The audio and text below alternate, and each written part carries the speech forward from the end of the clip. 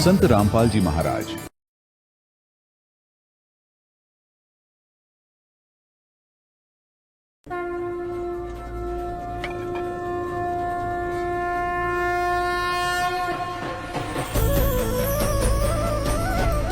ग्रीब अलल पंख अनुराग है, सुन मंडल रहतीर। दास गरीब उधारिया, सतगुरु मिले कबीर। पूर्ण परमात्मा कबीर साहिब जी की प्यारी हंसात्मा संत गरीबदास जी महाराज जी के बोध दिवस के उपलक्ष्य में संत रामपाल जी महाराज जी के सानिध्य में संत गरीबदास जी महाराज जी का बोध दिवस दिनांक 9 से 11 मार्च 2025 को संत रामपाल जी महाराज जी के विश्व भर में स्थित सभी सतलोक आश्रमों सहित भारत के 10 सतलोक आश्रमों में 3 दिवसीय महासमागम का आयोजन किया जा रहा है। इस शुभ अवसर पर दहेज मुक्त विवाह, रक्तदान शिविर, विशाल सत्संग और भव्य भंडारे का आयोजन किया गया है। आप सभी को इस अद्वितीय कार्यक्रम में सादर आमंत्रित किया जाता है। आपसे विनम्र आग्रह है कि अपने परिवार सहित इस कार्यक्रम में पधार कर इस आयोजन की शोभा बढ़ाएं और जगत गुरु तत्वदर्शी संत रामपाल जी महाराज जी के सानिध्य में होने वाले इस विशाल सत्संग व अमृतमय भंडारे का आनंद प्राप्त करें। इस भव्य कार्यक्रम का आयोजन सभी सतलोक आश्रमों में किया जाएगा। इस कार्यक्रम का सीधा प्रसारण सतलोक आश्रम श्री धनाना धाम, तहसील गोहाना, जिला सोनीपत, हरियाणा से 11 मार्च 2025 को सुबह 9:30 से श्रद्धा टीवी पर संत रामपाल जी महाराज यूट्यूब चैनल और स्पिरिचुअल लीडर संत रामपाल जी पर देख सकते हैं।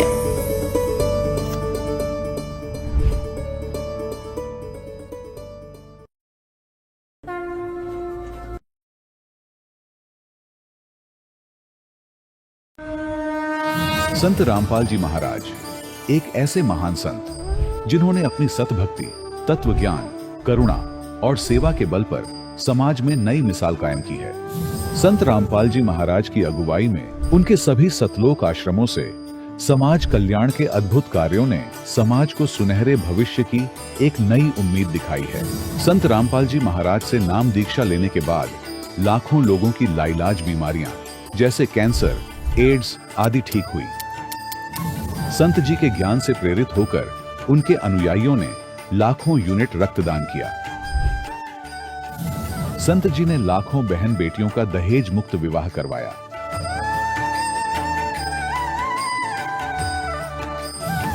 संत जी ने लाखों लोगों का नशा छुड़वाया, करोड़ों उजड़े परिवार बसे। संत जी के आश्रमों में समागम के दौरान निःशुल्क नेत्र चिकित्सा, दंत चिकित्सा प्रदान की जाती है। संत रामपाल जी महाराज द्वारा समय समय पर पर्यावरण संरक्षण के उद्देश्य से बड़े स्तर पर वृक्षारोपण किया जाता है। संत जी ने जरूरतमंदों को तत्काल राहत पहुंचाने के लिए एम्बुलेंस सेवा शुरू की। लोगों की लाइलाज बीमारियां जैसे कैंसर, एड्स आदि ठीक हुई। संत जी के ज्ञान से प्रेरित होकर उनके अनुयायियों ने लाखों यूनिट रक्तदान किया। संत जी ने लाखों बहन बेटियों का दहेज मुक्त विवाह करवाया।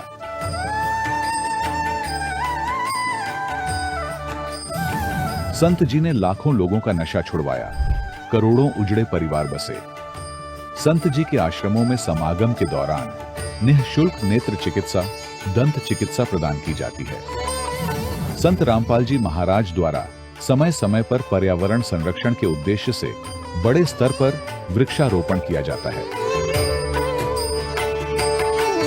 संत जी ने जरूरतमंदों को तत्काल राहत पहुंचाने के लिए एम्बुलेंस सेवा शुरू की। संत जी अपने अनुयायियों को देहदान के लिए प्रेरित करते हैं, जिससे मानवता की सेवा और चिकित्सा क्षेत्र में सुधार हो सके। संत रामपाल जी महाराज के सभी आश्रमों में हर रोज निःशुल्क भंडारा आयोजित किया जाता है, जहां हर वर्ग, हर जाति और हर धर्म के लोग एक साथ बैठकर भोजन करते हैं।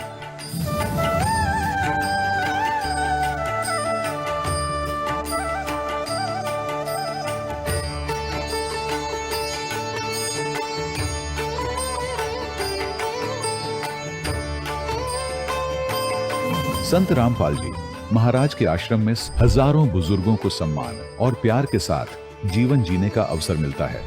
उनके खाने, रहने और स्वास्थ्य की पूरी जिम्मेदारी संत रामपाल जी महाराज उठाते हैं। अनाथ बच्चों के लिए संत रामपाल जी महाराज के सभी आश्रम किसी वरदान से कम नहीं। यहाँ उन्हें शिक्षा, संस्कार और भविष्य के लिए बेहतर अवसर प्रदान किए जाते हैं। चाहे बाढ़ हो, भूकंप या महामारी, संत रामपाल जी महाराज और उनके अनुयायी हमेशा ही जरूरतमंदों के लिए सबसे आगे खड़े रहते हैं। कोविड महामारी के दौरान संत रामपाल जी महाराज के आश्रमों से करोड़ों लोगों के लिए भोजन, दवाइयां और जीवन रक्षक सामग्रियां उपलब्ध कराई गई। चाहे गरीब की मदद हो या किसी शोषित और पीड़ित वर्ग के हक और सम्मान की लड़ाई, संत रामपाल जी महाराज ने हमेशा ही उनकी दबी आवाज को सरकारों तक पहुंचाया है और उन्हें उचित न्याय दिलवाने में अहम भूमिका अदा की है। समाज में आध्यात्मिक और सामाजिक मूल्यों के प्रति जागरूकता लाने में संत रामपाल जी महाराज हर कदम पर मानवता के सच्चे सेवक साबित हुए हैं। संत रामपाल जी महाराज का जीवन हमें सिखाता है कि सच्ची सेवा वही है जो निस्वार्थ भाव से की जाए। आइए हम भी इस महान सेवा के कार्य में इस महान संत से जुड़ें और संत रामपाल जी महाराज से नाम दीक्षा लेकर अपने जीवन को धन्य बनाएं।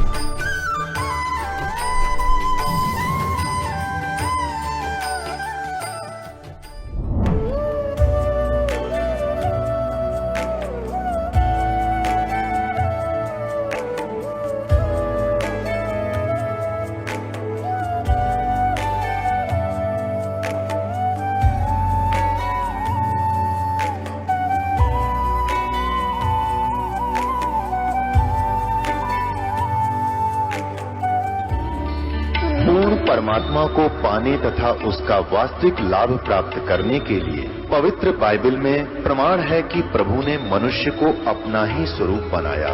6 दिन में सृष्टि रचकर 7वें दिन विश्राम किया।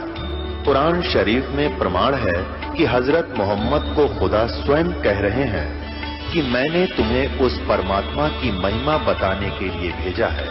वो परमात्मा कबीर है जिसने 6 दिन में सृष्टि रची तथा 7वें दिन तख्त पर जा विराजा।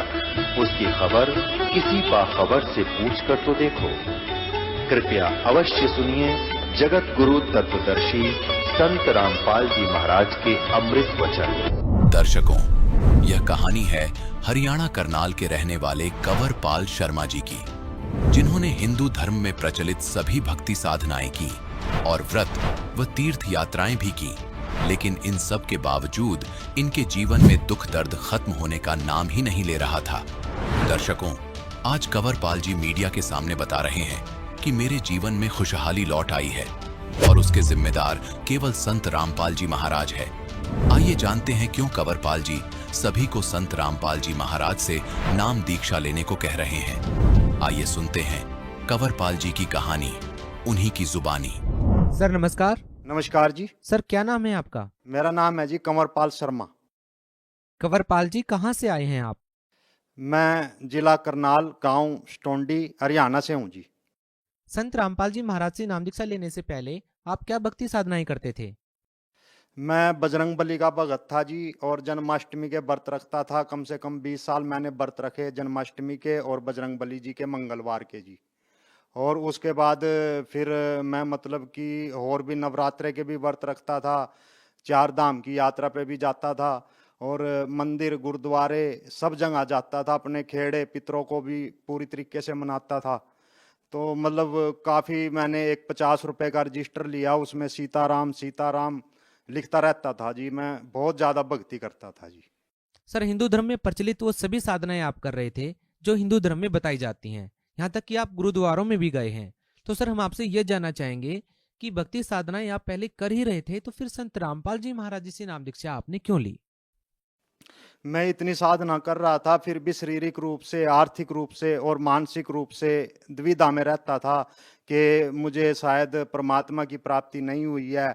और उस परमात्मा की तलाश करने के लिए, जैसे परमात्मा की एक वाणी आती है सतगुरु रामपाल जी महाराज की, जब तक मिले ना गुरु साचा करो 10 पांचा। तो इसलिए मैंने काफ़ी गुरु भी बनाए, लेकिन मेरी जो सतगुरु की तलाश थी वो संत रामपाल जी की शरण में आके पूरी हुई जी। सर, जैसा कि आपने बताया कि आपको पूर्ण परमात्मा की तलाश थी और पूर्ण संत आप खोज रहे थे, हम आपसे यह भी जानना चाहेंगे कि संत रामपाल जी महाराज से नाम दीक्षा लेने से पहले आपको क्या क्या समस्याएं थी। मुझे स्टोन की प्रॉब्लम थी जी। जब मैं +2 में पढ़ता था, 18-19 साल मेरी एज रही थी, तो मुझे स्टोन की प्रॉब्लम हो गई थी। इसका दर्द इतना होता था कि मुझसे बर्दाश्त नहीं होता था, मेरी जान निकलने को हो जाती थी। धरती पे बैठ के 2-2 4-4 घंटे में लोचता था, इधर उधर भागता था, अस्पतालों के चक्कर काटता था। अल्ट्रासाउंड कराने के बाद मुझे पता लगा कि मुझे स्टोन है। फिर मैंने मेडिकल और आयुर्वेदिक दवाइयाँ यूज करनी शुरू की, जिसके बाद मेरे को 7-8 साल बाद वो पथरी मेरी निकली और मुझे राहत मिली। लेकिन 1 साल बाद फिर पथरी बन गई। ऐसे ही मुझे कम से कम 10 बार पथरी बनी और 10 बार निकली। तो मैं 10-20 साल कम से कम इसी रोग से जूझता रहा। फिर मैंने अक्टूबर 2013 में संत रामपाल जी की शरण ग्रहण करी, तब मुझे इस पथरी से छुटकारा मिला। और फिर मैंने 2-3 मर्यादा में रह के सेवा, सिमरन और दान किया। तो मुझे 2-3 साल हो गए थे इस प्रकार से चलते हुए। फिर मुझे पेशाब का बंधा पड़ गया, क्योंकि मैं सेवा, सिमरन और दान की तरफ ध्यान छोड़ दिया था और बिजनेस, काम धंधे में ज़्यादा फोकस करने लगा था। तो मैं 2-3 दिन के लिए मुझे पेशाब का बंधा पड़ गया। नाम दान लेने के बाद फिर मैंने भक्ति शुरू की, तो मेरी वो पेशाब की प्रॉब्लम भी ख़त्म हुई और मैं शारीरिक रूप से बिल्कुल एकदम रेडी हो गया। और जबकि मेरी उम्र जब 40 साल थी, तो मैं अपने आप को 50-55 साल का मानता था। लेकिन जब अब मेरी उम्र 50 साल की है, तो मैं अपने आप को 40 साल का मानता हूँ जी। तो सतगुरु रामपाल जी ने शारीरिक, मानसिक, आर्थिक इतने लाभ दिए कि गिनती नहीं कर पाऊंगा जी मैं। सर, संत रामपाल जी महाराज से नाम दीक्षा लेने के बाद आपको और क्या लाभ मिले। हाँ जी, मेरे कान में बचपन से ही प्रॉब्लम थी, काफ़ी दर्द रहता था और जिसकी वजह से वो बहता रहता था। तो मैं डॉक्टरों के पास जाता था, तो वो कहते थे जी आपका ऑपरेशन करना पड़ेगा। और मेरे पड़ोस में एक महिला है, उनको भी यही प्रॉब्लम थी, तो उनको ऑपरेशन कराना पड़ा। लेकिन मेरे को परमात्मा ने सिर्फ दवाई खिलाने से ही उसको ठीक कर दिया जी। कौन से संत। सतगुरु रामपाल जी महाराज ने। क्या संत रामपाल जी महाराज से नाम दीक्षा लेने के बाद आपको और कोई लाभ भी मिला। हाँ जी, मेरे को आर्थिक रूप से भी लाभ मिला जी। मैं जो भी काम करता था उसमें ही नुकसान होता था, जो भी काम करता था उसी में नुकसान होता था। फिर मैंने सतगुरु रामपाल जी की शरण ग्रहण करने के बाद फिर मैंने काम करना ही बंद कर दिया और सेवा और अपनी जो कृषि है, जो खेती है, उसको स्टार्ट कर दिया आज। और पिताजी की पेंशन आती है और मतलब कि कृषि कर रहे हैं, तो उससे बढ़िया गुजारा हो रहा है जी। किसी प्रकार की कोई दिक्कत नहीं, कोई परेशानी नहीं। जबकि इससे पहले मैं कमाता काफ़ी था, मैं मैकेनिक था, कलर टीवी, एलसीडी, एलईडी वगैरह की रिपेयरिंग करता था, एसी की, वॉशिंग मशीन की, सब की रिपेयरिंग करता था। मेरी तीनों जेबें नोटों से भरी रहती थी। लेकिन घर में कोई बीमारी आ गई, ये झगड़ा हो गया, वो झगड़ा हो गया, नशा पत्ता करना, उल्टे सीधे काम करने, मतलब पैसा फिर भी लोगों से मांगता ही रहता था, लेकिन गुजारा नहीं होता था जी।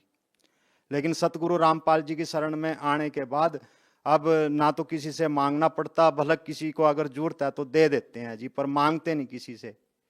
मेरी माता जी तो एक तरीके से जो पारंपरिक आस्था होती है पितरों की, खेड़े की, बुढ़ी माता की, कुल देवी की, इन सब में व्यस्त थी वो। और इसके रहते रहते वो उनकी भी काफ़ी डाउन स्थिति हो गई थी और कम से कम उनका 3-4 महीने से खाना पीना बिल्कुल रुक गया था। तो फिर मैंने उनको परमात्मा का नाम दान दिलाया, तो एकदम वो ऊपर नीचे भी नहीं चढ़ पा रही थी 5-10 सालों से, और वो ऊपर नीचे भी चढ़ने लगी।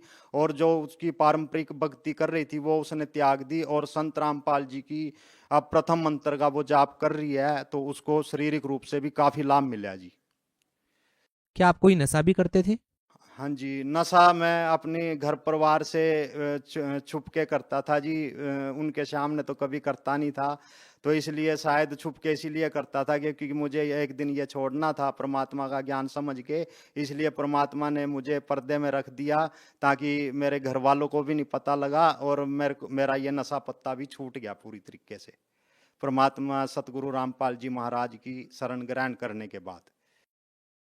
सर हम आपसे ये जानना चाहेंगे कि संत रामपाल जी महाराज से नाम दीक्षा लेने के बाद आपको बहुत सारे लाभ मिले, जबकि संत रामपाल जी महाराज से नाम दीक्षा लेने से पहले भी आप भक्ति साधना कर रहे थे लेकिन आपको लाभ नहीं मिल रहे थे। तो सर आप क्या कारण मानते हैं कि संत रामपाल जी महाराज से नाम दीक्षा लेने के बाद आपको लाभ मिले, पहले आपको लाभ नहीं मिल रहे थे? इसका क्या कारण मानते हैं? जो हम मतलब कि इससे पहले साधनाएं कर रहे थे वो गीता के अनुसार नहीं थी, शास्त्रों के अनुसार नहीं थी, शास्त्रों के विरुद्ध थी, इसलिए हमें कोई लाभ नहीं हो रहा था। अब जो हम भक्ति कर रहे हैं सतगुरु रामपाल जी की शरण में रह के मर्यादा में, उससे हमें लाभ भी हो रहा है, मानसिक भी, शारीरिक भी और आर्थिक भी। तो इसलिए ये शास्त्र अनुकूल भक्ति है, जबकि हम जो पहले कर रहे थे वो शास्त्र अनुकूल भक्ति थी। सर हिंदुस्तान में बहुत सारे धर्मगुरु हैं, क्या आप मानते हैं कि संत रामपाल जी महाराज के अलावा आप किसी अन्य धर्मगुरु से नाम दीक्षा लेते तो भी आपको लाभ मिल जाते? नहीं, उनसे नाम नहीं मिल सकता क्योंकि वो शास्त्रों अनुकूल भक्ति नहीं करवा रहे, वो अपनी मनमानी ऊपर नीचे वाले जो उनके पहले ऋषि मुनि महात्मा हुए हैं, पंडित हुए हैं, उनके हिसाब से वो मतलब कि ज्ञान दे रहे हैं, जबकि सतगुरु रामपाल जी महाराज शास्त्रों अनुकूल भक्ति करवा रहे हैं मर्यादा में रह के, इसीलिए हमें इससे लाभ हो रहा है, जबकि पहले उनसे नहीं हो सकता। सर आप भगत समाज को क्या संदेश देना चाहेंगे? इस वर्ल्ड में, इस जगत में, इस पृथ्वी पे केवल सतगुरु रामपाल जी महाराज ही एक ऐसे संत हैं जिनकी शरण ग्रहण करने से हमारे सब दुख दूर हो जाते हैं और हम और जगत के लोगों का भी दुख दूर करवाने लायक बन जाते हैं। इसलिए सतगुरु रामपाल जी महाराज की शरण में आओ और अपना कल्याण करवाओ। जी बहुत बहुत धन्यवाद। सत साहिब। दर्शकों, अभी आपने सुने संत रामपाल जी महाराज से दीक्षा प्राप्त करके सुखी हुए भक्त के अनुभव। अब देखिए जगत गुरु तत्वदर्शी संत रामपाल जी महाराज के मंगल प्रवचन। परमात्मा कहते हैं अपनी महिमा आप बताओ हमें समझाओ। उस समर्थ की रीढ़ छुपाई। परमात्मा कहते हैं कि मां के गर्भ में उस परमात्मा ने तेरी परवरिश की और उस समय ना तेरा कोई भाई था, ना बहन, ना माता की को भी उसका पता नहीं था तेरा बच्चा कैसे पल रहा है तेरे पेट में। अब वही बच्चा बाहर आते ही डेली आधा आधा किलो दूध पीने लग जाता है और वहां कौन पहुंचा रहा था उसके लिए? तो कुछ भी सिस्टम किया, परमात्मा का जुगाड़ था सारा। और बाहर भी वही उसका संरक्षक है। अपने बच्चों को परमात्मा से जोड़ देना चाहिए, हमारा परम कर्तव्य है।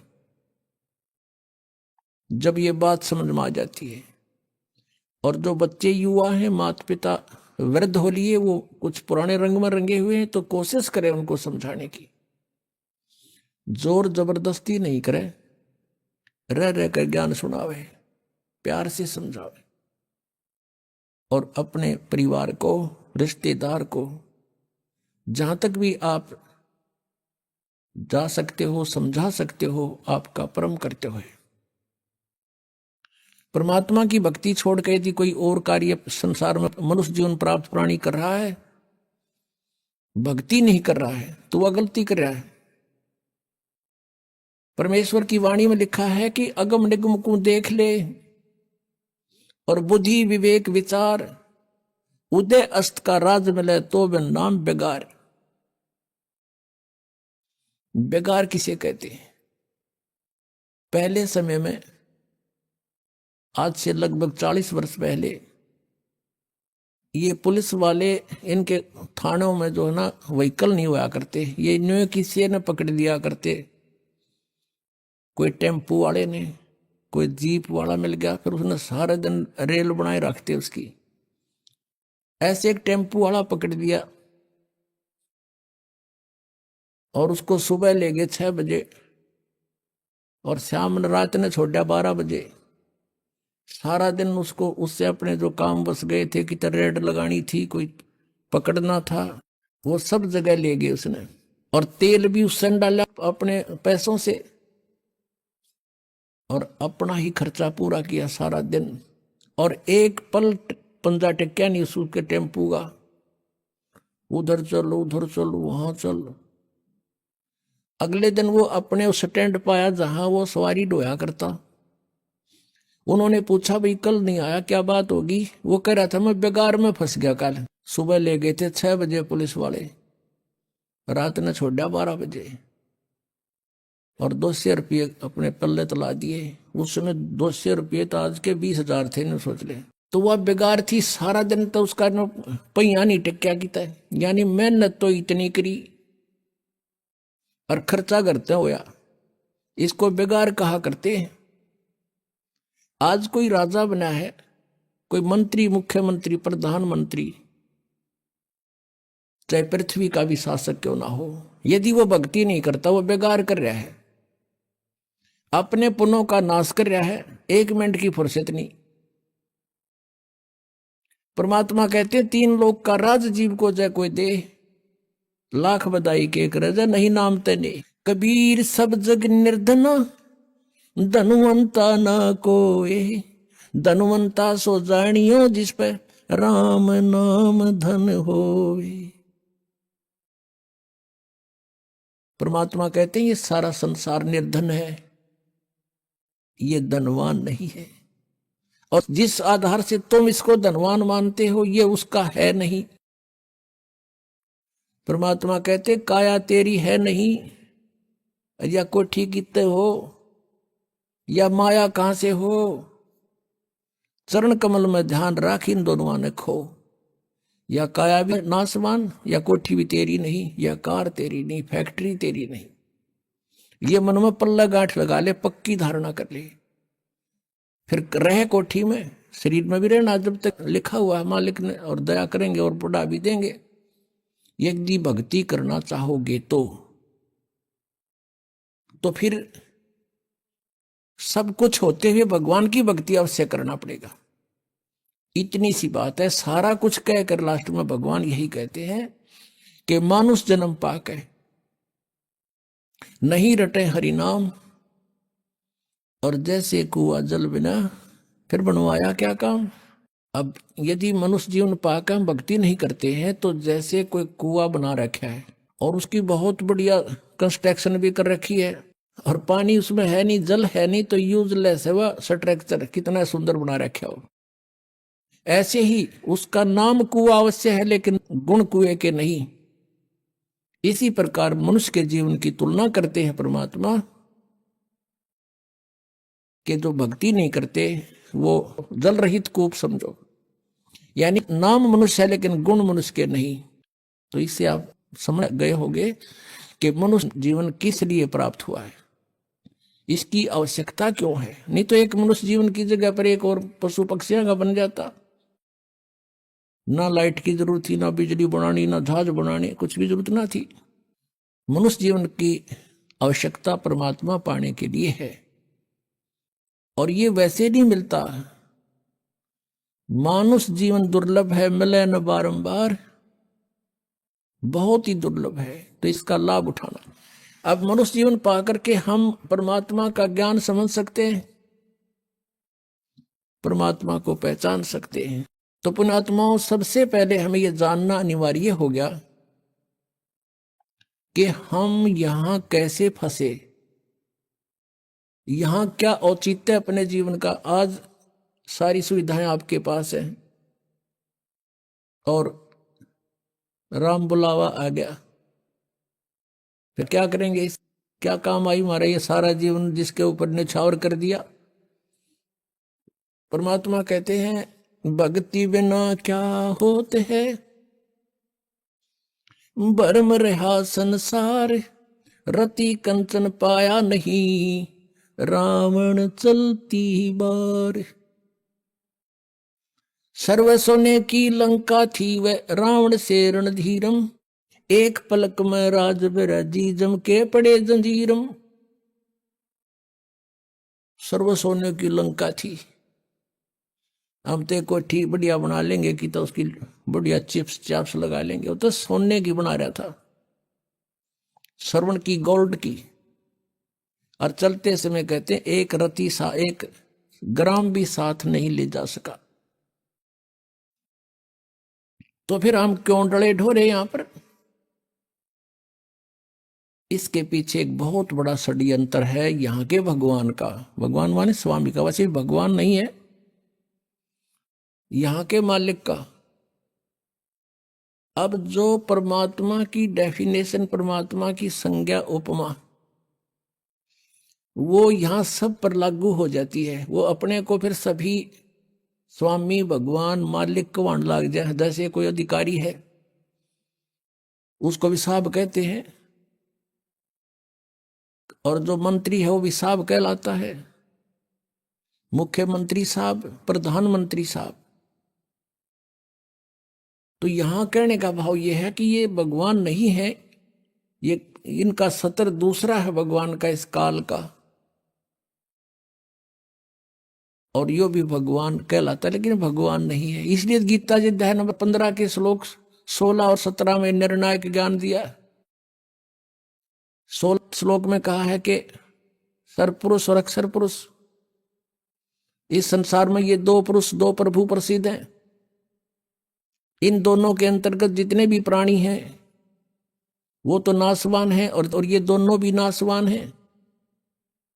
इसलिए 15वें अध्याय के गीता जी के 17वें श्लोक में कहा है कि उत्तम पुरुष है तू अन्य परमात्मा इति उदाहरते। उत्तम पुरुष, पुरुषोत्तम, श्रेष्ठ प्रभु, श्रेष्ठ परमात्मा तो कोई और है, इन दोनों से न्यारा है, सरपुरुष और अक्षर पुरुष से। वो तीसरा कौन है? गीता जी अध्याय नंबर 8 के श्लोक नंबर 1 में अर्जुन ने प्रश्न किया कि आप जी ने जो 7वें अध्याय के 29वें मंत्र में गीता जी में कहा है कि तत्परम को जानकर, सारे धातम को जानकर और सब कर्मों से परिचित होकर के प्राणी केवल जरा और मरण से छूटने का ही प्रयत्न करता है। उस तत्परम को जानने के बाद एक व्यक्ति यहाँ के संसार की किसी वस्तु की डिमांड नहीं करता।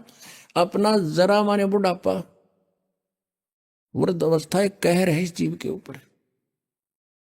और फिर बहुत इस्ते बुंडा, क्योंकि हम सारा सांग जोड़े बैठी से राजी हो रहे, अपना सारा कुछ, हर एक मिनट में मृत्यु होगी। इस्ते बुंडी और के बनेंगे अपने साथ। तो कहते हैं जिसका यह बात समझ में आ गई तत्परम नहीं। वो तत्परम कौन है? अर्जुन पूछा है कि कौन है तत्परम? वो परमात्मा कौन है? 8वें अध्याय के 3रे श्लोक में गीता ज्ञानदाता ने उत्तर दिया, वो परम अक्षर ब्रह्म है। यानी गीता ज्ञानदाता से अन्य है कोई। उसी के विषय में गीता जी अध्याय नंबर 15 के श्लोक नंबर 17 में बताया है कि उत्तम पुरुष है तू अन्य है, वो परम अक्षर ब्रह्म है। इन दोनों से न्यारा है, सर पुरुष और अक्षर पुरुष से। और वही परमात्मा इति उदाहरते, उसको भगवान कहा जाता है। परम माने श्रेष्ठ, अच्छी आत्मा। और ये अच्छी आत्मा के काम है, किसी का बेटा मारे से, बेटी मरे से, कैंसर हो रही, पूरे परिवार के परिवार नष्ट हो जाते एक एक्सीडेंट में, 100 बहाने करके ये रोज खाता है। तो ये एक परमात्मा के काम है, ये श्रेष्ठ आत्मा के काम है। ये स्वयं कहता 11वें अध्याय के 32वें श्लोक में, मैं काल हूं भाई। अब काल तो हमने से टिंडे देगा जिसे देने लग रहा है। अब 17 में एक बहुत निर्णायक ज्ञान दे रखा है, क्योंकि ये आध्यात्मिक वर्ड है, आध्यात्मिक शब्द हैं, आध्यात्मिक शास्त्र हैं। ये कोई डूम बाट के गीत नहीं, ये गॉड गिवन स्पिरिचुअल नॉलेज है। इसको समझना बालकों का खेल नहीं। जब तक मालिक की सुरत नहीं आवा, कबीर परमात्मा की रजा बिना हम सदग्रंथ भी नहीं समझ सकते। ये सत्कर मान लेना, जीव के बस का नहीं है सदग्रंथों ने समझ सके। ये तो परमात्मा अंदर से प्रेरणा करके अंदर की जो अज्ञान हटाता है, जिस दास पर वो राजी हो जा, प्रसन्न हो जाता है।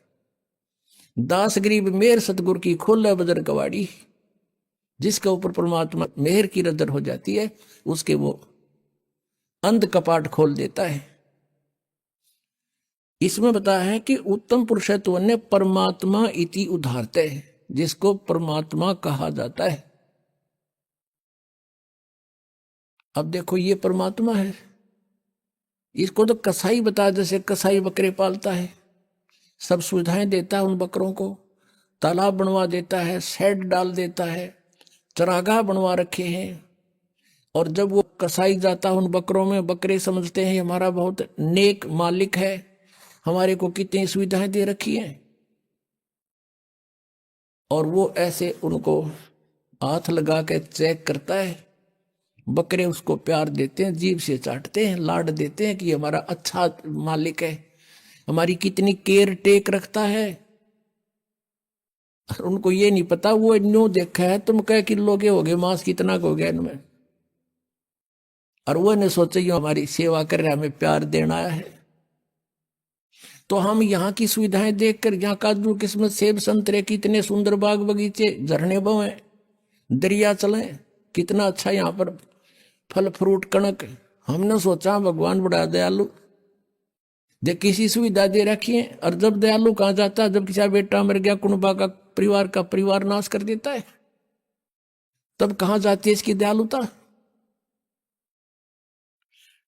पुण्यात्माओं, ये ज्ञान आज तक किसी ने हमारे को बताया नहीं। ये काल के दूत सतलोक का ठेका ले रहे, ये 2-3 पंथ चाल रहे हैं, इन्हें कह का नहीं पता। और श्रद्धालु आंख मीच के बैठ गए, उनको परम धनी मान के, उनको कख नहीं पता। अब इसमें बताया कि उसको परमात्मा कहते हैं। अब जैसे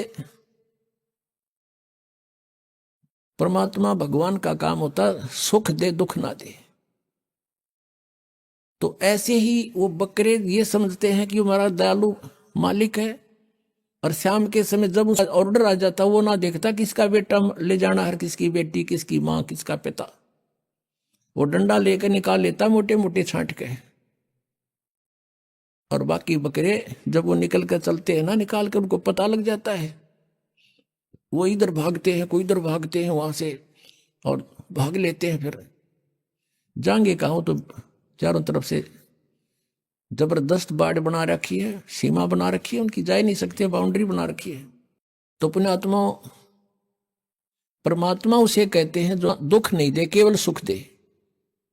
तो वो सतलोक में है, वो परमात्मा, वो परमेश्वर सतलोक के अंदर है, और वही परमात्मा कहलाता है।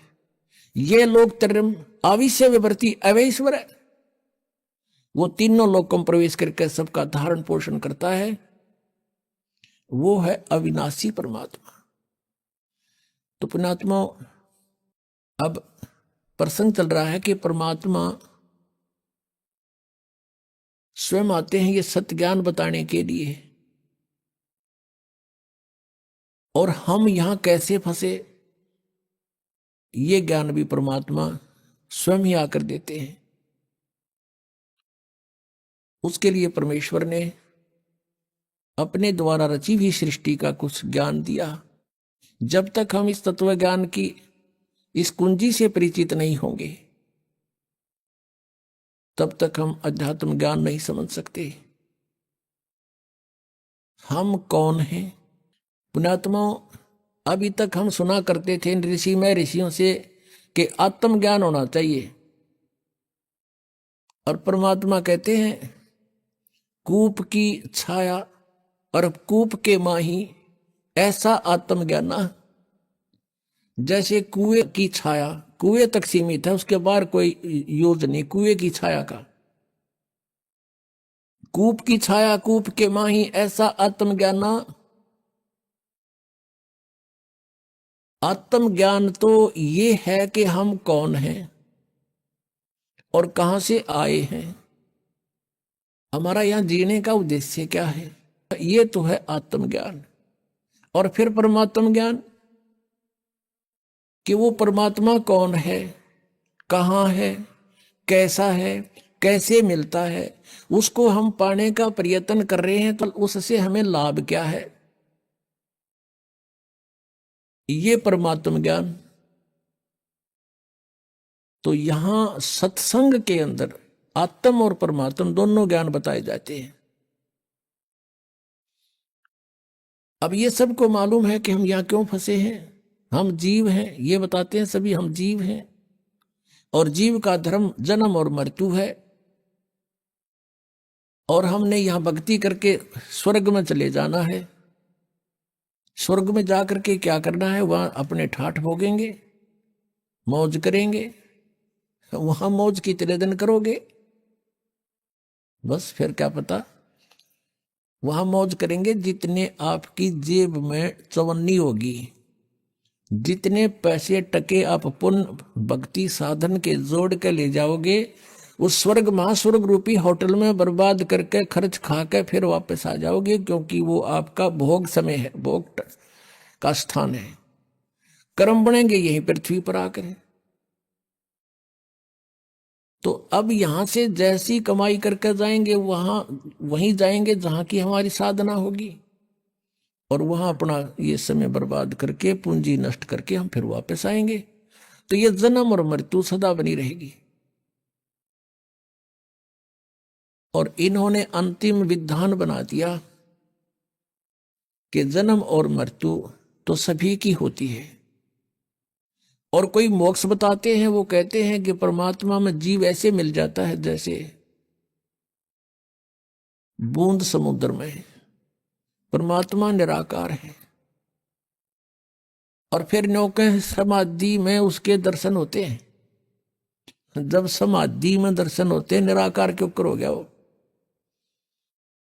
फिर बात को घुमाते हैं, हमने डिवाइन लाइट देखा, डिवाइन लाइट ईश्वरीय प्रकाश देखा। जैसे कोई कहे हमने ट्यूबलाइट देखी, ट्यूबलाइट कोई अंधा बोल रहा हो और उसे पूछे भाई ट्यूब कैसी होती है, और वो कहता हो मैंने सारा दिखे। उसने कोई नो पूछा कि ट्यूब कैसी है जिसकी लाइट देखी, और वो अंधा नो कहे ना ट्यूब तो निराकार है, तो होती नहीं। ट्यूब बिना लाइट किसी, ईश्वर बिना प्रकाश किसा। तो ये हमारा भ्रमित ज्ञान था। उस पूर्ण परमात्मा ने 600 वर्ष पहले बताया था। क्या बताया था? धर्मदास ये जग बोराना, कोई न जाने पद निर्वाणा। जैसे आपने सुबह के सत्संग में ऋग्वेद मंडल नंबर 9 सूक्त नंबर 86 मंत्र 26 और 27 में है। ऋग्वेद मंडल नंबर 9 सूक्त 82 के मंत्र 1, 2, 3 में है। आपने आंखों देखा कि परमात्मा की महिमा में लिखा है कि वो परमेश्वर ऊपर तीसरे मुक्ति धाम में रहता है। वो ध्रुवलोक के तीसरे स्थान पर विराजमान है, पृष्ठ पर। वहां से गति करके अत्यधिक तेज गति से चलने वाले पदार्थ की तरह, बिजली की तरह, आकाशीय बिजली की तरह गति करके आता है और अच्छी आत्माओं को प्राप्त होता है, अच्छी आत्माओं को मिलता है, श्रेष्ठ आत्माओं को मिलता है। तो वो ऐसी लीला कौन से भगवान ने कर रखी है? केवल कबीर परमेश्वर ने। और जिनको हम भगवान मानते थे, उनकी किसी लीला में वेदानुसार उनकी महिमा नहीं है। केवल कबीर जी की महिमा वेदानुसार है। एक धर्मदास नाम के बहुत बड़े धनी व्यक्ति थे, सेठ थे। वैश्य कुल में जन्म था। भगवान श्री कृष्ण, श्री राम, विष्णु और शंकर के दृढ़ पुजारी थे। उन्होंने अपने, क्योंकि ये सभी को मालूम है कि गुरु बिन मोक्ष नहीं हो सकता, इसलिए गुरु का बनाना अनिवार्य समझ रखा है। तो गुरु बना रखे थे रूपदास जी, जो श्री विष्णु के पुजारी थे, वैष्णव साधु थे। धर्मदास जी 60 वर्ष के आसपास हो चुके थे। पैसे की कोई गिनती नहीं थी, इतना धन था उनके पास। सबसे बड़ी बात सोचने की है पुण्यात्माओं कि इतना धनी व्यक्ति भी भगवान की चाह रखता है तो बहुत पुण्यकर्मी प्राणी होता है। जैसा भी उसके गुरुदेव ने बताया था उसी पर वो दृढ़ थे, गुरु के एक एक वचन को फाइनल मानते थे। पुण्यात्माओं, एक नियम होता है कि श्रद्धालु यानी शिष्य गुरु जी के वचन में किसी प्रकार का अविश्वास ना करे, ये नियम होता है। और इस नियम का दुरुपयोग किया इन नकली संतों ने। श्रद्धालु कहते हैं गुरु जो कहते हैं वो सत्य होता है। जब गुरु है सत्य को नहीं, उनका ज्ञान सत्य कितना होगा। जब गुरु ही नकली है, इनको कह कह का पता नहीं, तो इनका ज्ञान हो ही नहीं सकता सत्य। लेकिन वो अनजान श्रद्धालु उनको गुरु मान रहे हैं, सतगुरु मान रहे हैं, और वो कति अज्ञानी है। अब ये दास के वर्ड जो आज सुन रहा हो कोई प्रथम बार, तो यूं सोचेगा कि रामपाल तो अपने आप ने सब तो विद्वान मान रहा है। कि नहीं, दास कोई विद्वान नहीं, लेकिन गॉड गिवन ज्ञान जरूर है दास के पास। विद्वान तो परमात्मा है, और उन्होंने ज्ञान हमें दे रखा है। उस ज्ञान का एक डंडोरा पीट रहा है दास तो, कि ये ऐसा है, ऐसा है, ऐसा है, बस भगवान ने बता रखा है। उसका दिया हुआ धन है, दास आपको बांट रहा है। कोई ले सकता है तो ले लीजिए। तो जैसा भी उस प्यारी आत्मा को उसके गुरु ने साधन बताया था, उसी के आधार से वो चल पड़ा। गुरु जी ने बता रखा था कि हरे कृष्ण हरे राम, राधे श्याम सीताराम, राधे राधे श्याम मिला दे। ये गुट्टी प्यारा की थी कि ये मंत्र पार कर देंगे। ओम नमः शिवाय, ओम भगवते वासुदेव नमः, है ये पता नहीं 20-25 इस तरह के मंत्र दे रखे। और एकादशी का व्रत और 68 तीर्थ पर जाना अनिवार्य है।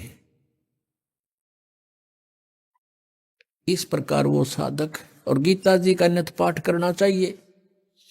ऐसे ही वो धर्मदास जी गुरुदेव के आदेश अनुसार प्रतिदिन गीता जी का नित्य पाठ करे, एकादशी का व्रत रखता था, और उसने 68 तीर्थ करने की योजना बना ली। भाई गुरु जी ने कहा है 68 तीर्थ अवश्य जाने चाहिए। वो ऐसे ही घूमते घूमते मथुरा पहुंच गए। अब द्वारका तो न पाई को ना, क्योंकि द्वारका तो समुद्र में डूब गई थी ना। द्वारका भी धक्के खुआओ। ये कृष्ण जी एक तो सुख कर गए थे कि द्वारका तो कोई ना रही उड़ा चौक बुलाओ ना, तो वहां भी धक्के खुआते, बहुत दूर पड़ा हो यहाँ से। मथुरा पहुंच गया, और वहां उस तालाब में जहाँ श्री कृष्ण जी कहते हैं कृष्ण जी नहाया करते थे, गौ चराया करते थे, उस तीर्थ में, जोड़ में, तालाब में, और उन तालाबों का ऐसा पानी जो गधे भी ना पी, और उसमें श्रद्धालु नावे और आचमन ले उसका। अब आत्मा को तो भगवान की चाह है किसी तरह मिल जाए, उसने प्राप्त करना है, लेकिन उसका वे ठीक नहीं है, तो तरीका मार्ग ठीक नहीं, कैसे मिलेगा वो भगवान। अब धर्मदास जी सुबह सुबह स्नान करके उस जोड़ में, तालाब में, मथुरा के में, जिसमें बड़े सैकड़ों आदमी नहावे, गंद माच रहा, और वहीं से लोटा भर के पानी का उसने अमृत जान के वहां रख लिया। लिपा पोती करी, यानी कुछ ग्राउंड लिपा, मड प्लस्टर थे, गाय का गोबर मिला के मिट्टी में, और वहां पर फिर बैठ के लगा नित्य नियम करने। परमात्मा पूर्ण ब्रह्म अपना अन्य रूप बना के, एक जिंदा महात्मा का रूप बनाकर वहां पहुंच गए, बैठ गए धर्मदास जी से 50 फुट की दूरी पे। जिंदा महात्मा होते हैं जो मुसलमानों के अंदर जिंदा महात्मा बोलते हैं उनको, जिंद पीर। उनकी काला ओवरकोट होता है, घुटनों के नीचे ताई का, एक अच्छा अंडरवियर पहनते हैं लंबा सा, एक टोप सिर पे, काला ही टोप और काला ही चोगा। अब बैठ के दूर जानते और सुन रहे हैं गीता जी के पाठ को। धर्मदास जी बड़ी लय ला के पढ़ रहा है संस्कृत को, और फिर जैसा भी उसके गुरुदेव ने अनुवाद किया था, अनुवाद भी सुना रहा है। अनुवाद सुनाना इसलिए शुरू कर दिया कि सामने एक भक्त बैठा है और दिखे है मुसलमान, लेकिन मेरी बातों से प्रभावित बहुत है, बड़ा ध्यान से सुन रहा है। अब धर्मदास जी ने गीता जी का 7वां अध्याय पूरा पढ़ दिया, क्योंकि इसमें सारे 30 श्लोक हैं। और कुछ 8वें अध्याय के भी मोटे मोटे कुछ कुछ सुना दिए। जैसे 8वें अध्याय के 5वें और 7वें श्लोक में गीता ज्ञानदाता कहता है कि अर्जुन तुम मेरी भक्ति कर, मुझे ही प्राप्त होगा। इस तरह की उसने अपना सारी क्रिया जब कर ली, परमात्मा और निकट पहुंच गए और हाथ जोड़ के कहने लगे। अपने आप को एक दास बनाया भगवान ने, और सामने बैठा जैसे ये वैष्णव पंथ के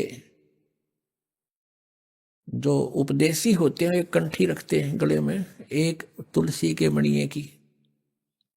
मणिये की एक माला और तिलक माथे पे, और एक धोती कुर्ता सा बस वैसे लपेट लेते हैं कपड़ा सा, ऐसी वेशभूषा बना रखी। वो सन्यासी वैराग ले लिया उसने, यानी अपने गुरुदेव जी से एक साधु का रूप बनवा लिया, क्योंकि 60 साल का से भी ऊपर उम्र हो गई थी। एक लड़का था, वो अपना कारोबार संभाल रहा था, तो वो अपना भक्ति मार्ग पर चल पड़ा था। भगवान ने, परमेश्वर ने करबद्ध होकर कहा कि हे वैष्णव साधु, हे महात्मा जी, मैं सब जगह भटक लिया, मेरी शंका का समाधान नहीं हुआ। अभी आपने सुने संत रामपाल जी महाराज के मंगल प्रवचन। आइए अब सुनते हैं संत रामपाल जी महाराज से नाम दीक्षा लेकर सतभक्ति करके अद्भुत लाभ प्राप्त करने वाले अनुयायी के विचार। दर्शकों, ये कहानी है राजस्थान के अलवर जिले में रहने वाली तारा जी की, जो हिंदू धर्म में प्रचलित सभी साधनाएं करती थीं और इतनी भक्ति साधना करने के बाद भी इनके जीवन में दुख बढ़ते ही जा रहे थे। इनकी बेटी की भी अचानक मृत्यु हो गई थी और परिवार में आर्थिक व शारीरिक समस्याएं बढ़ती जा रही थीं। लेकिन ऐसा क्या हुआ जो तारा जी का दुखमय जीवन अचानक सुख, शांति और खुशी में बदल गया? आखिर क्यों तारा जी ने सभी भक्ति साधना त्याग कर संत रामपाल जी महाराज की शरण ग्रहण की? आइए जानते हैं तारा जी की कहानी, उन्हीं की जुबानी। नमस्कार जी। नमस्कार जी सर। क्या नाम है आपका? जी तारा। आप कहाँ से आए हैं? Alwar 60 foot road. संत रामपाल जी महाराज जी से आपने नाम दीक्षा कब ली? 2015 में ली थी, 10वां महीना 11 तारीख थी। संत रामपाल जी महाराज जी से नाम दीक्षा लेने से पहले आप क्या भक्ति साधना करते थे? सर देवी की पूजा करते थे, शिव जी की पूजा करते थे, और सारे देवी देवतान की, मतलब ज़्यादा करके सभी देवी देवतान की हम पूजा करते थे। नवरात्रे करती थी, मैं भी करती थी, मेरी बेटी भी करती थी, और मतलब मेरे पूरा ही परिवार ही ज़्यादा करके ही इसी भक्ति में लगा हुआ था। जो आपने बताया कि आप देवी देवताओं की भक्ति करते थे, यह भक्ति साधना करने से आपको क्या लाभ प्राप्त हुए? सर इससे तो मेरे को कुछ भी लाभ प्राप्त नहीं हुआ। कि मेरी एक लड़की थी 10वीं पास करके, वो भी मर गई। मेरा एक जेठ था, वो भी एक्सपायर हो गया, वो रेल के नीचे कट के मर गया। और लड़की मेरी बाथरूम में ऊपर की बीमारी ने घोट के मार दी। और मैं देखती रही सामने बैठी बैठी, और मेरे को मालूम था कि मैं देवी के ऊपर इतना विश्वास करती थी कि जिसके ऊपर मैं मेरा सारा घर परिवार छोड़ दिया। और मैंने देखा कि मेरी बेटी के साथ में उसने पकड़ के और गला घोट दिया, और मैं गेट से बाहर बैठी बैठी देखती रही। अब मेरे को मालूम ना कि ये मर गई लड़की, तो छत पे पानी की टंकी फुल भर गई। तो मेरे को पता लगा, मैंने कहा लाली गेट खोल, और मैंने कहा मोटर बंद कर, तो मोटर बंद नहीं करी। मैंने पड़ोस में ज़ोर से चीखी चिल्लाई, तो मेरे सारे पड़ोसी आए भाग भाग के। वो बोला कि भाई क्या होगा? मैंने कहा पता नहीं, है तो गेट नहीं खोल रही। अब मेरे को मालूम तो था कि भाई इसको किसी ने दबाया, लेकिन अगर मैं ऐसा कुछ बोलूं तो किसी को विश्वास नहीं आएगा, तो ये कहेगा कि ये लड़की पागल हो गई। तो इसकी वजह से मैं कुछ नहीं बोली। तो पड़ोसी वो लड़की निकाल के और हॉस्पिटल लेके गया तो उसमें कुछ भी नहीं था। वो लड़की तो यहीं ख़त्म कर दी थी दबा के। अब वहाँ से लेके आया तो मैंने यहाँ पे घर पे ला के वो लड़की लिटा रखी थी। तो मैंने देखा तो एक औरत उसके साथ में, जिसको हम देवी करके मानते थे, वो उसके साथ में मेरे को चाय पीती हुई नजर आ रही थी। तो मैंने कहा कि ये कैसी देवी है जो मरी हुई के साथ में भी चाय बैठ के पी रही है। तो हमें भगत जी, अब हम उस टाइम तो हम सर कुछ कह नहीं पाए, लेकिन हाँ के लड़की को दाह संस्कार करने के बाद में जब हमने हमारे आदमी से बोला कि मैंने कहा मुझे कुछ ऐसा दिखाई देता है और मुझे लड़की की गर्दन दिखाई देती है और बकरे की गर्दन भी दिखाई देती है, तो घर वाले कहने लगा कि तुझे ने कुछ टेंशन हुई पड़ी है लड़की की, इसकी वजह से तू ऐसे बोलती रहती है। तो भगत जी मेरे एक लड़का है 7 साल का, वो ऐसे अचानक से कमरा में वैसे ही खेल रहा था 7 साल का, और बैठे बैठे उसने फांसी लगा ली, गर्दन पे फांसी लगा ली। तो मेरी लड़की कुछ लेने के लिए आई थी, तो वो देख के एकदम सो और जोर से चिल्लाई पापा मम्मी। तो मेरा परिवार भी मेरे पास ही था कुछ, तो आया भाग के, तो देखा तो लड़का मेरा बकस पे पड़ा हुआ है और गर्दन चुन्नी से बांध के खींची हुई है। उसको निकाला तो हमारा छोटा वाला लड़का मेरा 1 साल 11 महीना का था वो। तो छोटा लड़का देखा तो छोटा लड़का बिल्कुल खूनों में नहा चुका था। तो हम भाग के शाणा के पास गया, उन्होंने कहा कि भाई 10,000 रुपया लगेंगे तो हम तेरा पक्का इलाज कर देंगे, वरना अभी तो तेरी लड़की गई हैगी तो तुम्हारे घर से कोई और भी जाएगा। तो मेरे को शक था कि या तो मैं जाऊं या फिर मेरा आदमी जाएगा। उन्होंने 10,000 रुपया मांगा, हमने 10,000 रुपया दिया, कुछ भी फायदा नहीं हुआ, कुछ भी। उसके बाद में हमारे पास एक भगत जी आता जाता था, लक्ष्मण भगत जी, तो उन्होंने कहा कि आप हमारे गुरुजी का नाम ले लो। मैंने कहा भैया हम तेरे गुरु का नाम कैसे ले, मैं अब हम दई देवता कैसे छोड़े। तो बोला तो तुम क्यों, तुम्हारे ऊपर इतनी बुरी परेशानी आ रही हैगी कि वो हमारे घर पे आते जाते रहते, वो उनको सारी बात का मेरे घर का पता, हम उनको कुछ बात भी नहीं बताते थे, तो वो हमारे घर पे आके चुपचाप ही बैठ जाते थे और मैं कुछ नहीं बताती थी उसको कि भाई हमारे घर पे कोई सियाना तांत्रिक आएगा, मैं कुछ नहीं बताती थी।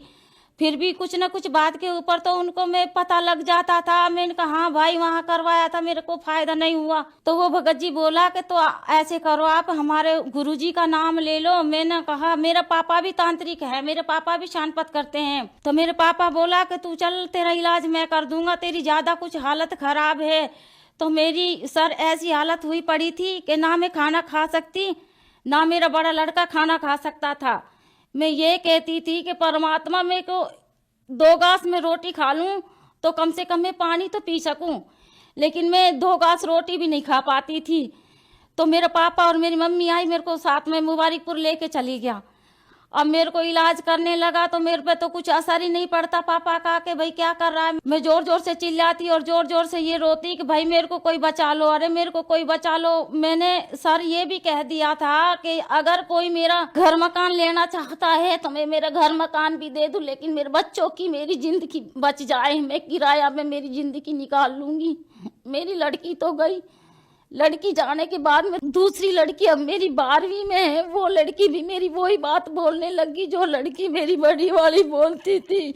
बड़ी वाली लड़की मेरी बोलती थी मम्मी आप टेंशन मत करना, मैं मरूंगी। मैंने कहा नहीं बेटा ऐसे नहीं बोले करते।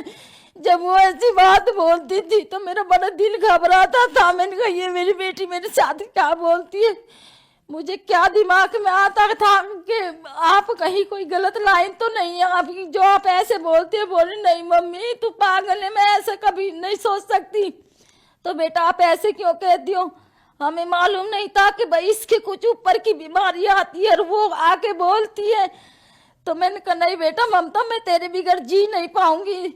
तो वो कहने लगी मम्मी 1 साल नहीं जियोगी, 2 साल नहीं ठीक होगी, तीसरी साल में अपने आप ठीक हो जाओगा। 1 साल मुझे कोई ना मिला, दूसरी साल में मुझे संत रामपाल के चर्चे मिले। तो मैंने ना पानी पिया ना मैंने खाना खाया। मैंने लक्ष्मण को बुला के बोली भगत जी मेरा तो कोई पता नहीं कि मैं बचूं कि ना बचूं, लेकिन मेरा बच्चा तो है। भाई तू मेरे को इन्हें तेरे गुरु का नाम दिला दे, अब मैं सब कुछ छोड़ दूंगी, मुझे कुछ भी नहीं चाहिए। तो लक्ष्मण भगत मेरे को जयपुर लेके गया था। भगत जी हमारे पास में 1 रुपया भी नहीं रहा था, क्योंकि हम साण आन के दे दे के बिल्कुल दुखी हो गए थे। फिर हमें लक्ष्मण भगत लेके और वहाँ पे वो खुद ही तो पैसा दिया उसने और हमें खुद ही जयपुर लेके गया। जयपुर में हमें नामदान दिलाया। हम ऐसे हाथ पैर हो गए थे भगत जी, मेरे बेटे का भी और मेरे भी। और अगर मैं ऐसी खड़ी हो जाती तो मेरे सूट और सलवार निकल के ट्रेन में गिर जाती थी। फिर हम वहाँ संत रामपाल जी से हमने नाम दीक्षा ली। बहन जी संत रामपाल जी महाराज जी से नाम दीक्षा लेने के बाद आपको क्या लाभ प्राप्त हुए? ऐसा है कि कम से कम जिस टाइम पे हमारे साथ में ये बाधा एकदम से आई थी, कम से कम ना तो 5-6 लाख रुपया का हमारे ऊपर उस टाइम पे कर्जा था। कर्जा भी हमने ऐसा था कि भाई तेरे से पैसा लेके किसी को दे दिया, उससे पैसा लेके उसको दे दिया, ऐसे करके कम से कम ना तो उस टाइम पे मेरे पास सिर पे 5-6 लाख रुपया रख रखा था। फिर हमने गुरुजी से नाम दीक्षा ली तो अब हमारे पास में किसी का कोई कर्जा भी नहीं है। और जब भी मैं गाड़ी की विचारती थी कि कोई गाड़ी ले लूं तो जब भी मेरे को एक्सीडेंट हुआ नजर आता था तो हमारे आदमी से मैं बोलती थी कि हम गाड़ी नहीं लेंगे कि हम क्योंकि तुम्हारा एक्सीडेंट हो जाएगा। और अब हमने यही महीना में 6 तारीख को गाड़ी निकलवाई है संत रामपाल जी से इजाजत लेके, तो अब हमें कुछ भी परेशानी नहीं है। अब हम एकदम ठीक हैं। खूब मेरे अच्छे बच्चों को चाहे मैं कुछ भी खिलाऊं कुछ भी पिलाऊं, मेरे बच्चों को कुछ भी नहीं होता है। अब ठीक ठाक रहते हैं, मेरी लड़की भी ठीक रहती है, मैं भी ठीक रहती हूँ। और हमारे आदमी के 3 गैठ थी पेट में और वो गैठ भी नहीं है, वो भी अब मेरे बच्चा खूब ठीक रहते हैं। कहीं पे भी दूध पियो, कहीं पे भी कुछ भी सफ़ेद चीज़ खाओ। पहले कभी मैं भी सफ़ेद चीज़ कभी कोई खा ना पाती थी, ना मेरे बच्चे को खिला पाती। अब मेरे बच्चा को चाहे कहीं पे आओ कहीं जाओ, अब हमें कोई परेशानी नहीं है। अब मेरी लड़की भी मेरी अब 12वीं में है, कोई परेशानी नहीं है। मेरी लड़की भी अब ठीक है। अगर कोई ये कहे, मेरे पीर वाला ये कहते हैं कि तूने कहाँ से नाम ले लिया, ये तूने सब कुछ छोड़ दिया, तो अगर हमारे कोई कुछ भी बोले तो भी हम ये परमात्मा को नहीं छोड़ सकते। हमें तो संत रामपाल जी हमारे परमात्मा हैं, हमें जीवन दान दे दिया तो हमारे तो ये परमात्मा है, हमारे ये भगवान है। संत रामपाल महाराज जी इनसे जब से हमने नाम दीक्षा ली हैगी, जब से हमें कोई टेंशन नहीं है। ये परमात्मा ने जो हमें ये मंत्र दिए हैं, जो हमें ये भक्ति बताई हैगी, हाँ सारे दुख कट जाते हैं इससे। और फिर कुछ भी बाधा नहीं आती है, ना कोई भूत प्रेत। और सबसे बड़ी जो हमें परमात्मा यही हमें इतना सुख दे रहा है, तो हमारा जीवन मरण का भी दुख कट जाए। जीवन मरण से 84 में ना घूमे हम, 84 में ना भटके। हमें पूरा विश्वास है कि हमारा मोक्ष होगा। जब पृथ्वी पे कोई ऐसा तांत्रिक हमें नहीं मिला, कोई ऐसा हमें भगवान नहीं मिला कि जो हमारी बीमारी काट सके।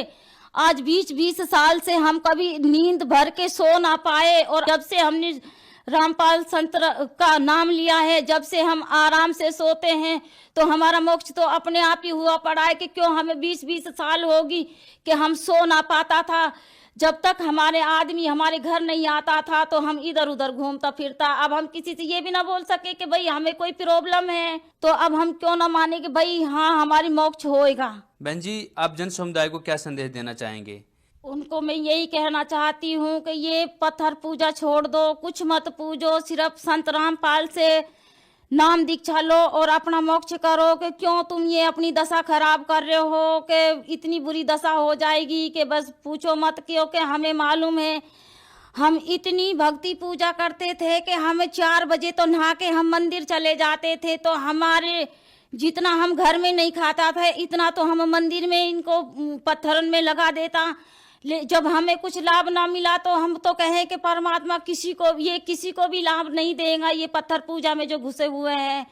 हम तो यही कहती हूँ कि सबसे कि सब संत रामपाल जी से दीक्षा लो और अपना कल्याण करवाओ। धन्यवाद जी। संत रामपाल जी महाराज एक ऐसे महान संत जिन्होंने अपनी सतभक्ति, तत्व ज्ञान, करुणा और सेवा के बल पर समाज में नई मिसाल कायम की है। संत रामपाल जी महाराज की अगुवाई में उनके सभी सतलोक आश्रमों से समाज कल्याण के अद्भुत कार्यों ने समाज को सुनहरे भविष्य की एक नई उम्मीद दिखाई है। संत रामपाल जी महाराज से नाम दीक्षा लेने के बाद लाखों लोगों की लाइलाज बीमारियां जैसे कैंसर, एड्स आदि ठीक हुई। संत जी के ज्ञान से प्रेरित होकर उनके अनुयायियों ने लाखों यूनिट रक्तदान किया। संत जी ने लाखों बहन बेटियों का दहेज मुक्त विवाह करवाया।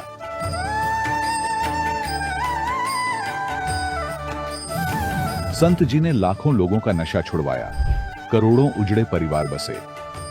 संत जी के आश्रमों में समागम के दौरान निःशुल्क नेत्र चिकित्सा, दंत चिकित्सा प्रदान की जाती है। संत रामपाल जी महाराज द्वारा समय समय पर पर्यावरण संरक्षण के उद्देश्य से बड़े स्तर पर वृक्षारोपण किया जाता है।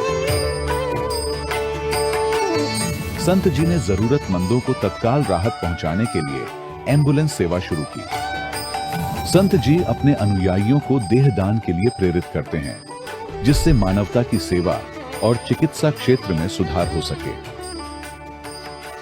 संत रामपाल जी महाराज के सभी आश्रमों में हर रोज निशुल्क भंडारा आयोजित किया जाता है, जहां हर वर्ग, हर जाति और हर धर्म के लोग एक साथ बैठकर भोजन करते हैं।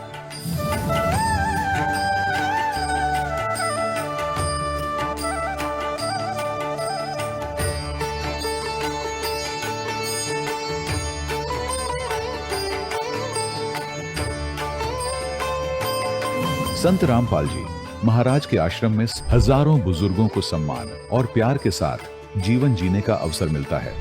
उनके खाने, रहने और स्वास्थ्य की पूरी जिम्मेदारी संत रामपाल जी महाराज उठाते हैं। अनाथ बच्चों के लिए संत रामपाल जी महाराज के सभी आश्रम किसी वरदान से कम नहीं। यहाँ उन्हें शिक्षा, संस्कार और भविष्य के लिए बेहतर अवसर प्रदान किए जाते हैं। चाहे बाढ़ हो, भूकंप या महामारी, संत रामपाल जी महाराज और उनके अनुयायी हमेशा ही जरूरतमंदों के लिए सबसे आगे खड़े रहते हैं। कोविड महामारी के दौरान संत रामपाल जी महाराज के आश्रमों से करोड़ों लोगों के लिए भोजन, दवाइयां और जीवन रक्षक सामग्रियां उपलब्ध कराई गई। चाहे गरीब की मदद हो या किसी शोषित और पीड़ित वर्ग के हक और सम्मान की लड़ाई, संत रामपाल जी महाराज ने हमेशा ही उनकी दबी आवाज को सरकारों तक पहुंचाया है और उन्हें उचित न्याय दिलवाने में अहम भूमिका अदा की है। समाज में आध्यात्मिक और सामाजिक मूल्यों के प्रति जागरूकता लाने में संत रामपाल जी महाराज हर कदम पर मानवता के सच्चे सेवक साबित हुए हैं। संत रामपाल जी महाराज का जीवन हमें सिखाता है कि सच्ची सेवा वही है जो निस्वार्थ भाव से की जाए। आइए हम भी इस महान सेवा के कार्य में इस महान संत से जुड़ें और संत रामपाल जी महाराज से नाम दीक्षा लेकर अपने जीवन को धन्य बनाएं।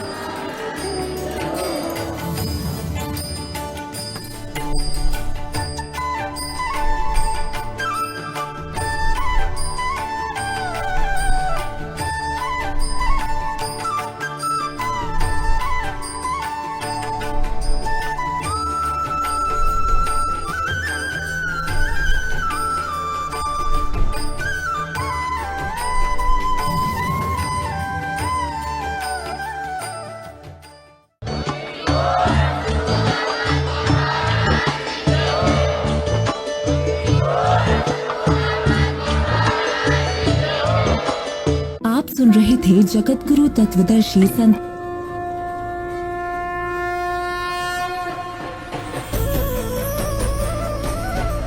ग्रीब अलल पंख अनुराग है, सुन मंडल रहथीर, दास गरीब उधारिया, सतगुरु मिले कबीर।